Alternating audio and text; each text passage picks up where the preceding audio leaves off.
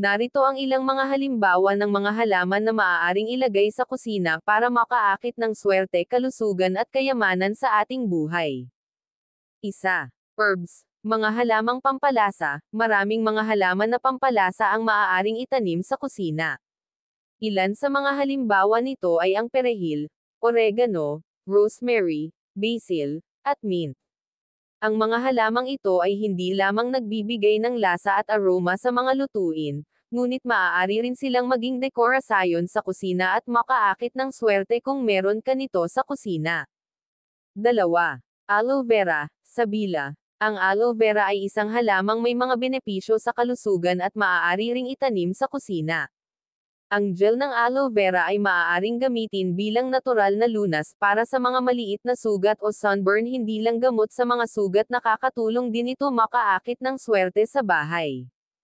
3. Spider plant, Chlorophytum comosum. Ang spider plant ay isang magandang halaman na maaaring ilagay sa kusina. Ito ay kilala rin bilang airplane plant o ribbon plant.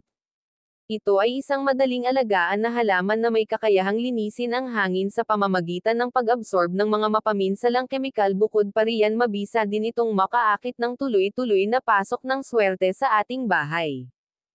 4.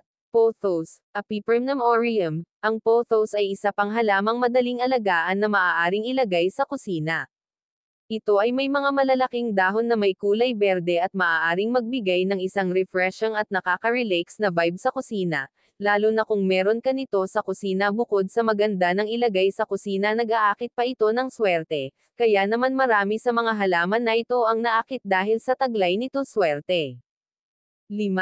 Succulents, mga halamang sukulent. Ang mga succulents ay mga halamang may malalaking dahon na nagtataglay ng tubig sa kanilang mga katawan. Ang mga ito ay maganda at madaling alagaan. Maaaring magdagdag ng kulay at buhay sa kusina ang mga succulents tulad ng Echeveria, Haworthia, at Jade plant. Isa rin sa mga halaman na nakakaakit ng swerte sa ating bahay kung may lalagay natin ito sa loob ng kusina natin. Tandaan na ang mga halamang ito ay ilan lamang sa mga halimbawa. Marami pang ibang mga halaman na maaaring maging magandang pagdagdag sa iyong kusina.